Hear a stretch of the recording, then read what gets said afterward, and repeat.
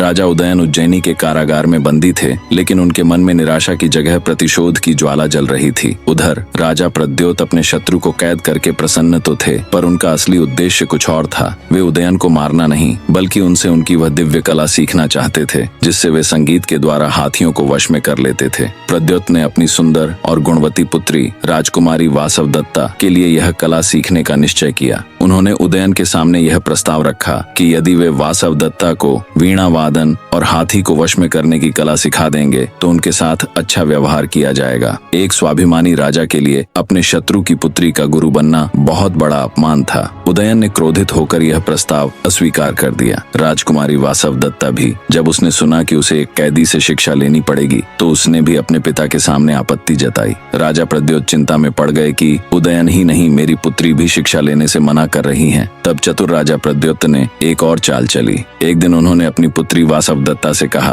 पुत्री, मैंने तुम्हारे लिए एक महान संगीत गुरु को बुलाया है, लेकिन वे कुबड़े हैं और अपने शरीर को लेकर बहुत संकोची हैं, इसलिए वे एक पर्दे के पीछे रहकर ही तुम्हें सिखाएंगे। दूसरी ओर उन्होंने उदयन से कहा, राजन, राजकुमारी कुरूप और कुबड़ी है, उसकी अंतिम इच्छा है कि आप शिक्षा दें। उदयन को दया आ गई और उन्होंने स्वीकृति दी। प्रद्योत ने वही शर्त रखी, वह आपसे पर्दे के पीछे रहकर ही वीणा सीखेगी, आपको उसे देखना नहीं होगा। दोनों अपनी अपनी झूठी बातों में आ गए और इस व्यवस्था के लिए तैयार हो गए। इस प्रकार वीणा की शिक्षा आरंभ हुई। दोनों के बीच एक मोटा पर्दा डाल दिया गया। उदयन पर्दे के एक ओर बैठकर वीणा के रहस्य सिखाते और वासवदत्ता दूसरी ओर बैठकर सीखती। वे एक दूसरे को देख नहीं सकते थे, केवल एक दूसरे की आवाज और संगीत सुन सकते थे। हालांकि उदयन संगीत के मामले में बहुत कठोर थे। कुछ ही दिनों में उदयन राजकुमारी की सीखने की तीव्र क्षमता और मधुर कंठ से अत्यंत प्रभावित हुए। उन्हें लगा कि ऐसी गुणी शिष्या कुरूप नहीं हो सकती। वहीं वासवदत्ता अपने गुरु के संगीत में असाधारण प्रतिभा और उनके बात करने के राजसी ढंग से बहुत प्रभावित हुई। उसे यकीन नहीं हुआ कि इतना ज्ञानी व्यक्ति एक साधारण कुबड़ा हो सकता है। बिना एक दूसरे को देखे, केवल कला और वाणी के माध्यम से उन दोनों के मन में एक दूसरे के लिए सम्मान और फिर धीरे धीरे अनुराग उत्पन्न होने लगा। एक दिन राजकुमारी से सुर में त्रुटि हो गई। तब उदयन ने आवेश में आकर कहा,